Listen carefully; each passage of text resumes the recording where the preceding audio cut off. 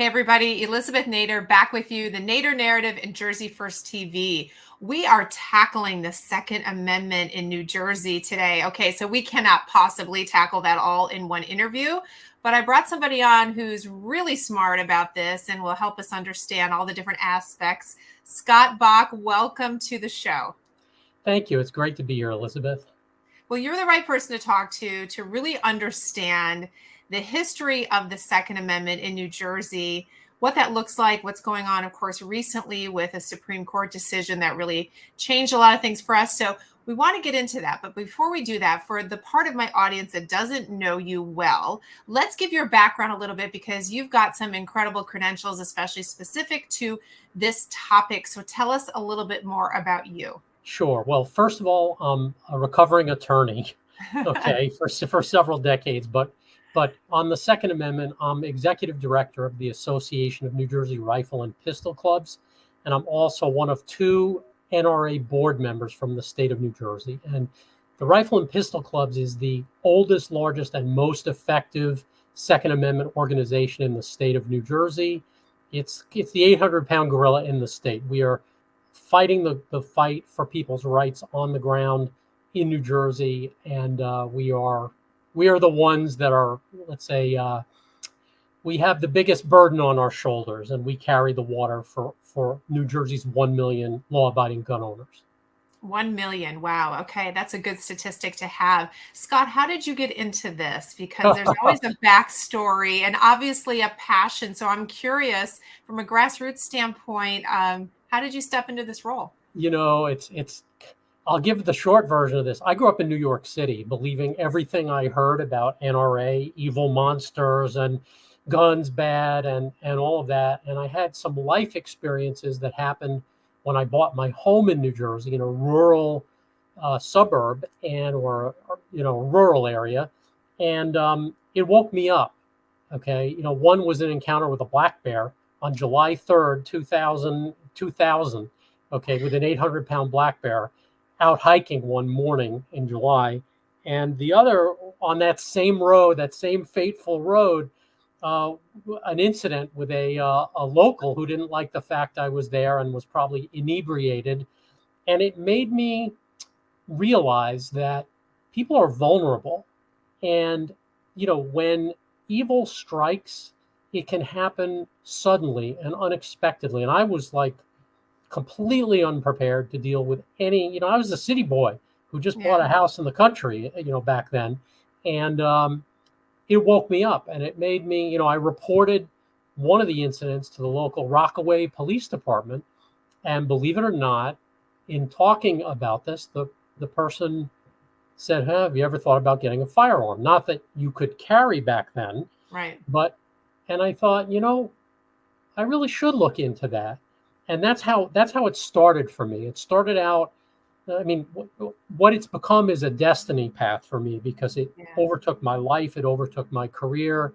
I had a special knack for dealing with this issue and talking to the special breed of lawmakers in New Jersey that doesn't understand it, from a non-New Jersey perspective. And I can bridge the gap between that. And so that's how I got involved in this. And it was very personal. Very, very personal and life-changing, and it's completely altered my life, and I no longer practice law. I'm a full-time Second Amendment advocate and at the tip of the spear in the Garden State. Well, I'm so glad I asked that question because, wow, what a great story. I mean, blame it on the black bear, right? And it's it's amazing how some things are a tipping point for us sort of normal, everyday citizens just living life. And it opens your eyes. It seems very much like a destiny. I think that's a great story. So you started to get into this, and obviously you've rose to the ranks of being able to really guide the ship.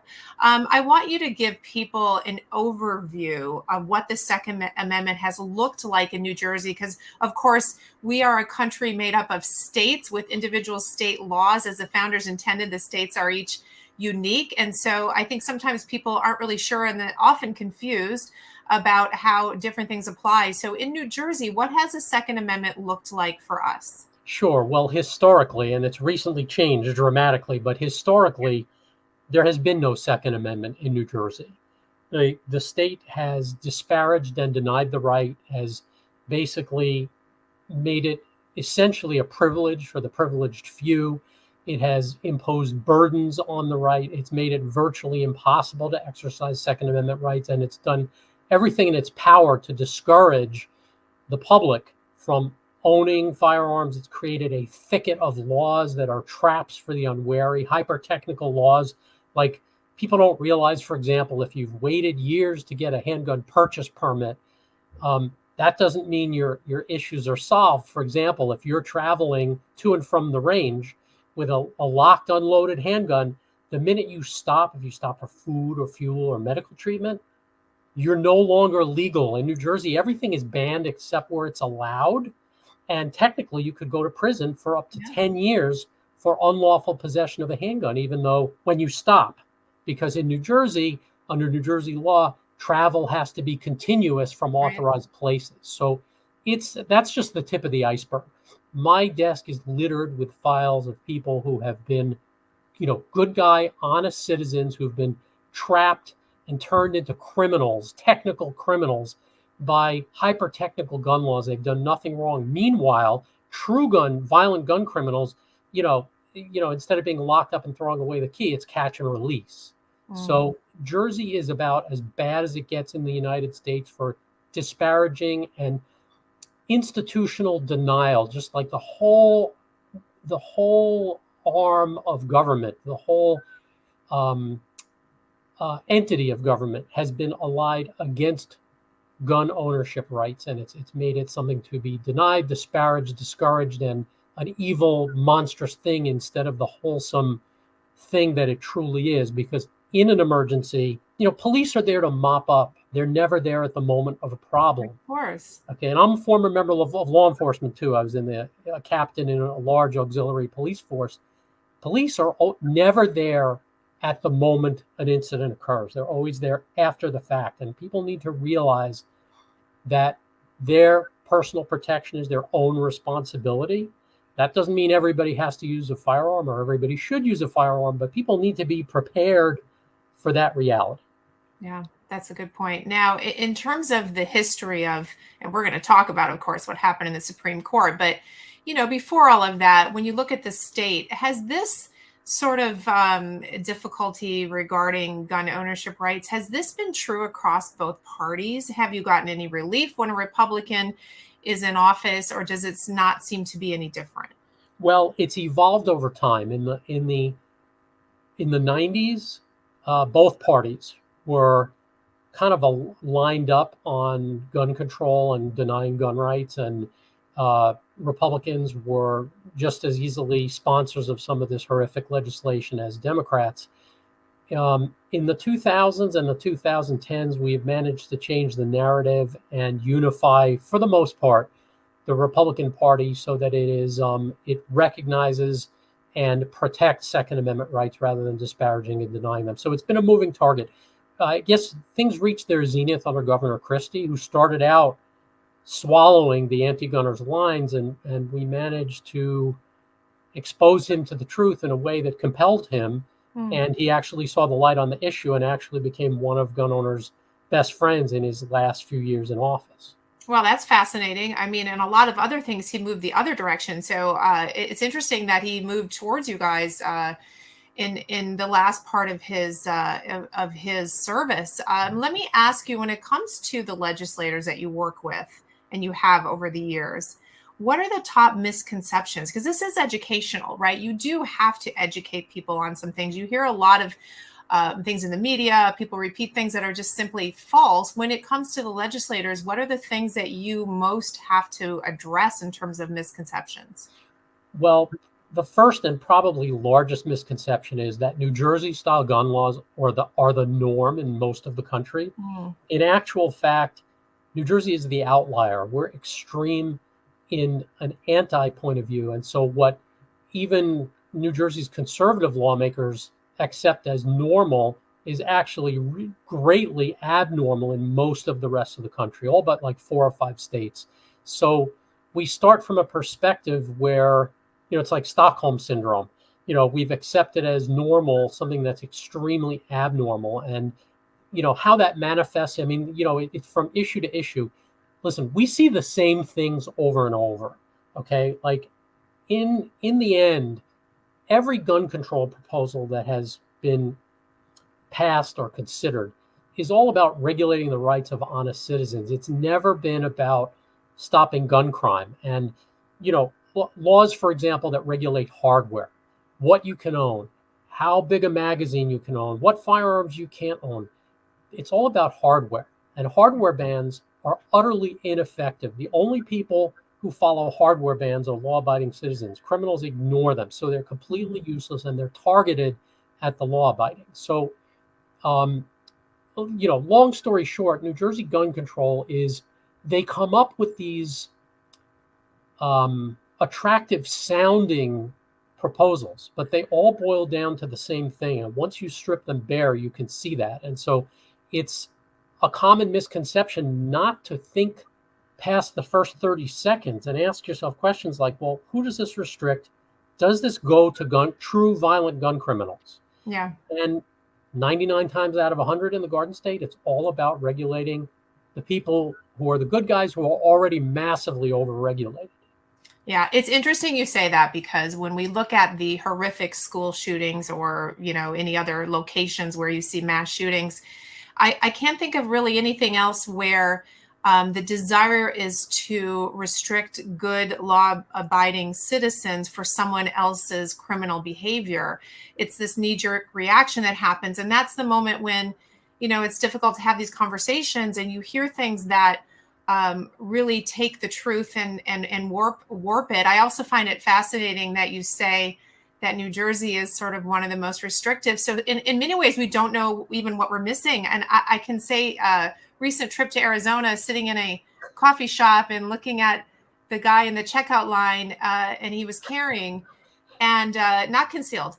And I thought, wow, this is just like a different country for me. I mean, you just don't see it. So that's a fascinating point. I think in some ways, when you don't know what you're missing, maybe you don't ask for it anymore. And then that's a dangerous slippery slope, isn't it?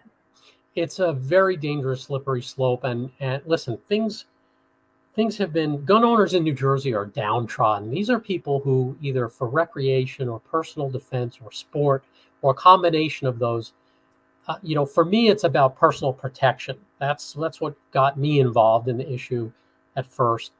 And it's something that gets a lot of people, once you think about, I mean, listen, here's just a fact that most people don't realize. The U.S. Supreme Court has said that police have no legal duty to protect individual citizens from harm. Okay. And if you think about that, at first it's jarring, like, how could that be? But it does make sense, because if police had a legal duty to protect everybody, then anytime they didn't fulfill that duty, they'd be sued constantly. Right. So the Supreme Court has said, no legal duty to protect you. What is that? What's the practical effect of that? It means if you want to be protected in an emergency, it's on you. Okay. And like I said before, that's not necessarily for everybody. And there's other ways to protect yourself. But, in the gravest extreme and the norm in the United States of America, built into our founding documents, is the ability to defend self, family, and country with a firearm. It's, honestly, are you going to be a victim? That's a choice to be made. Like everybody has that choice to make, and it should be a conscious choice. It shouldn't be a choice that's delivered to you by the government of the state of New Jersey, and you only find out when you're under attack. My goodness. Yeah, the liberty of that choice. I mean, and let's talk about the founding documents, because this is so interwoven into who we are as a people. However, you have heard the comments made, I'm sure ad nauseum at this point, things like, well, we only had muskets back then, right? Or the Second Amendment is for hunting. These misnomers about why the founding fathers wrote this very important amendment, these are the things that we carry forward today. And how do you react to those? How do you educate people otherwise? Well, first of all, there is a coordinated agenda to change the meaning of what the Second Amendment was. So when you hear forces talk about this isn't about hunting and whatever, just understand there is an agenda to try to disparage and change the true meaning of the Second Amendment. The Second Amendment was enacted for the protection of self, family, and country.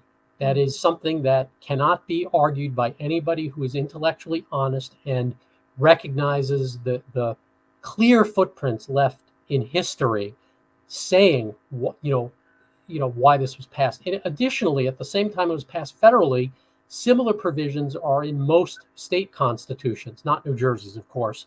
Okay.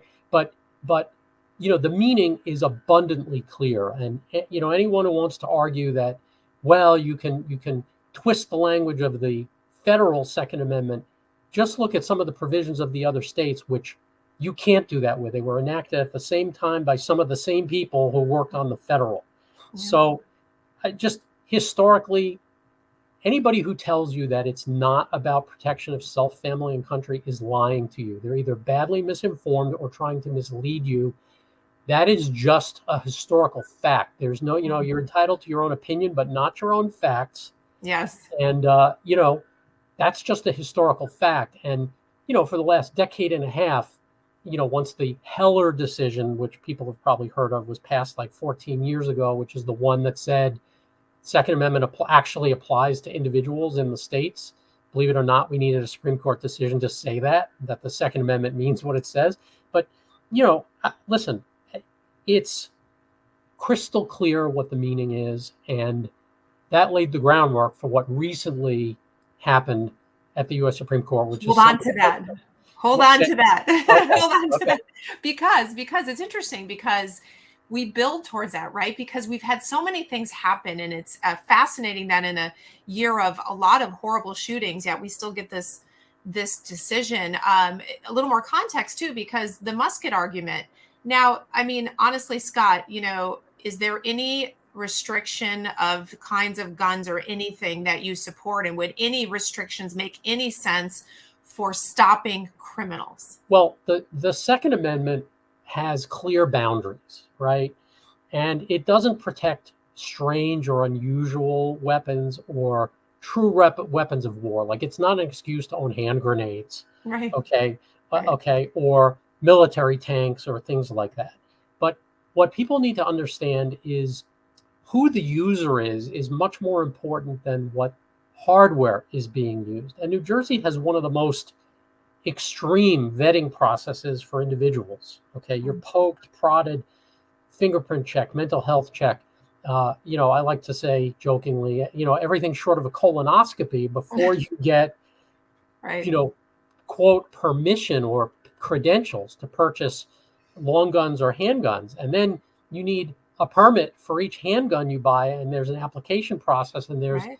a rationing process. You can only buy one per month, and the permits are only valid for 90 days with one extension term of 180 days. So,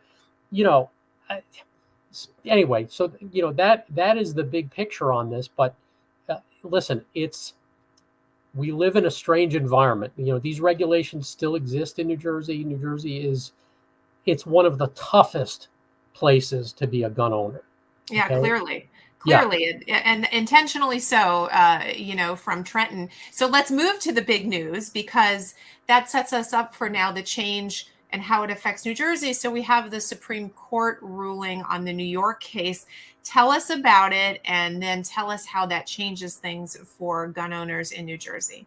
Okay, the first thing I'm going to say is my organization, Association of New Jersey Rifle and Pistol Clubs, over the last 15 years brought 3 cases to try to get the result we just got in the New York case. Yeah. Our last case was denied 2 months before the latest justice was appointed to the U.S. Supreme Court, changing the balance. And the New York case was a tail lagging. Okay. In fact, Justice Thomas in our case, in a dissent in our case, basically said they should have taken the New Jersey case. But be that as it may, the New York case, okay, let's talk about what right to carry means first. Yes. Okay, and let's start with the plain language of the Second Amendment. The right to keep and bear arms shall not be infringed. So it's actually written into the text of the Second Amendment. And you would think that would be uncontroversial, but it is controversial. There are people who argued, well, that's, it's the militia right. And, there's a whole body of law that says you don't have the right to defend yourself with a firearm outside your home. That's what right to carry is. It's the right to defend your life with a firearm outside the home in an emergency.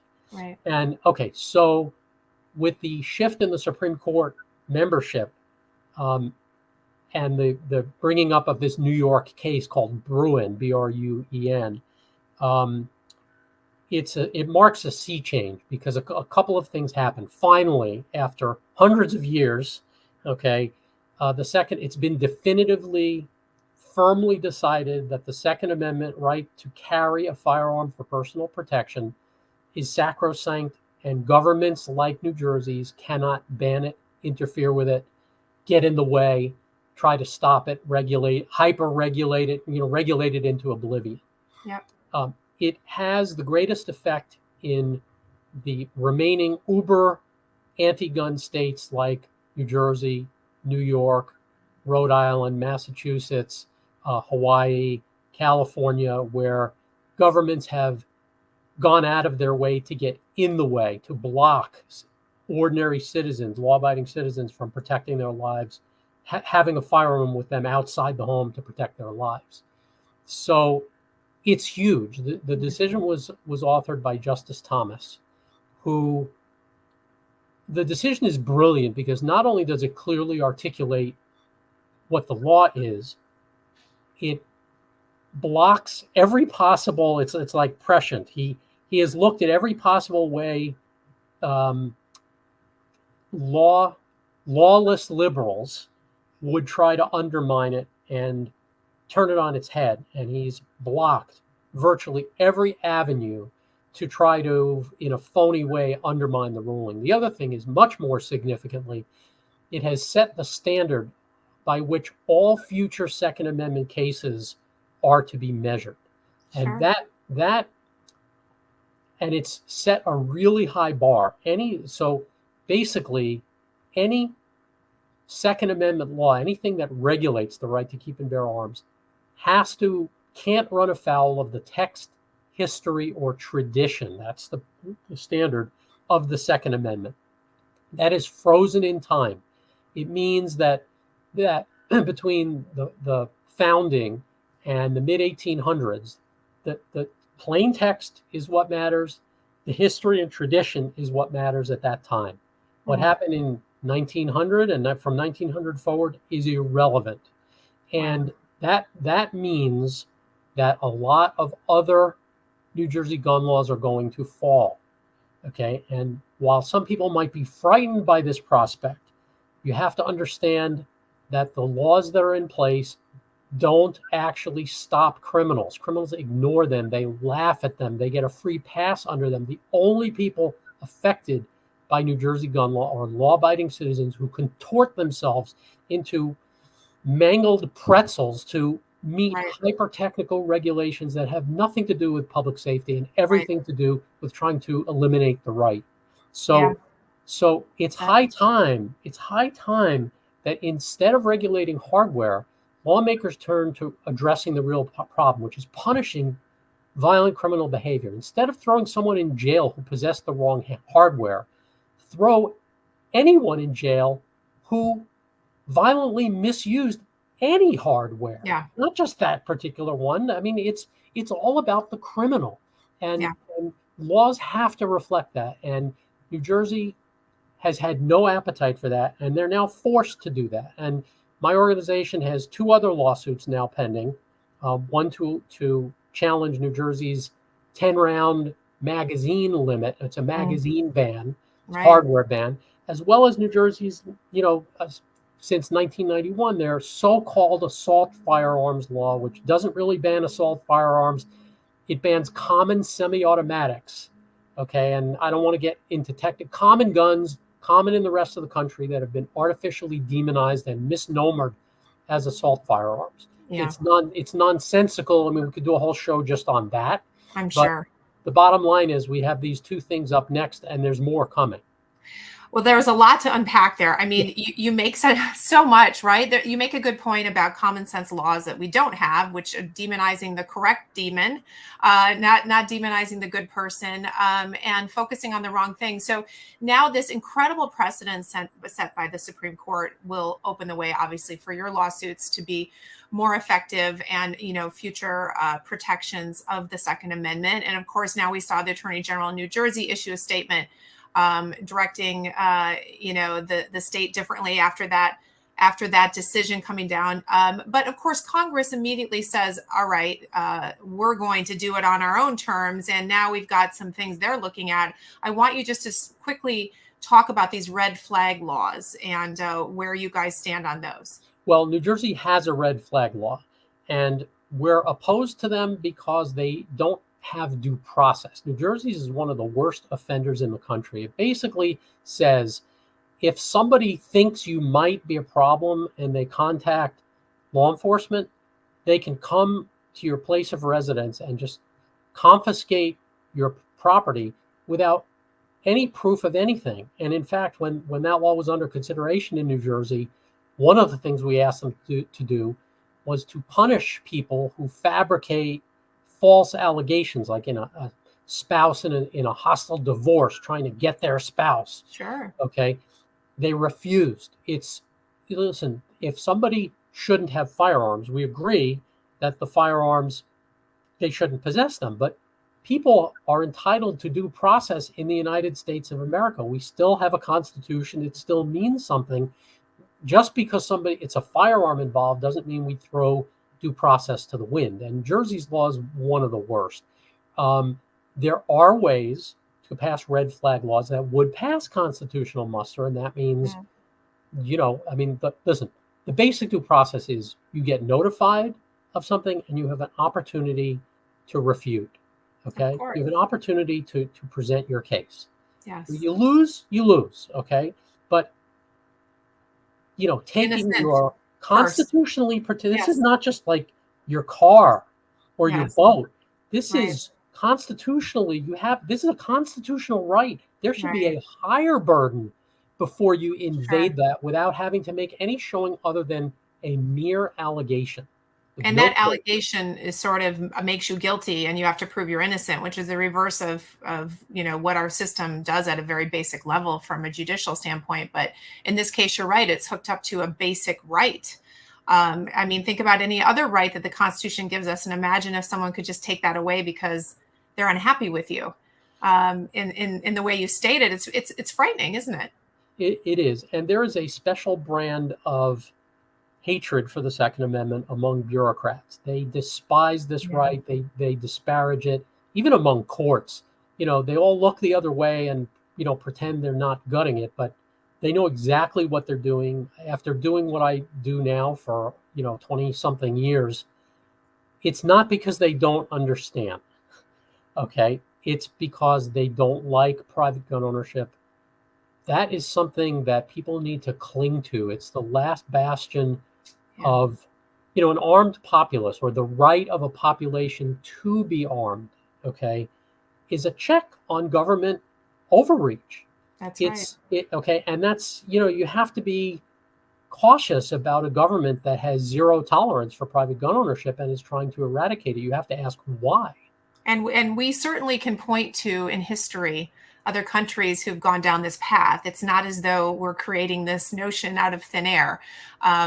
We've seen that movie before elsewhere. Yes, indeed. Yeah. So listen, Scott, there's so much here, and I want to have you back. We want to follow your lawsuits, and certainly as it unfolds in New Jersey with the right to carry and how that actually begins to get walked out. It's going to be fascinating to see how things change. We've got elections coming up in the state, of course, next year. We'll have a new governor in 25. It'll be interesting to see, right? Yes. How the Second Amendment, is supported in these new faces as they change. So, Scott, I want to thank you. I could talk to you for an hour about this, if not longer. We will definitely have you back. Just tell the people if they want information. I'm assuming there's a place they can go with all these changes. Where do you recommend they find out exactly what's going on so they know that they're following the law and they understand what rights they have in New Jersey? Absolutely. They can go to my organization's website, which is anjrpc.org, and we actually have an email alerts page that you can find on our, linked from our homepage. And there's also a place you can sign up for email alerts, so you don't even have to go hunting for it. They're free email alerts. We'll tell you when there's something significant happening, and it's always busy. So I was happy going to to say do it. you've been really busy lately, Yeah. right? And we appreciate that you're watching and you're at the helm and protecting this for all of us and keeping America what it's supposed to be. So hats off to you, Scott. Thank you so much. We'll have you back. Appreciate you. Thank you. All right. And to my audience, guys, we'll see you next.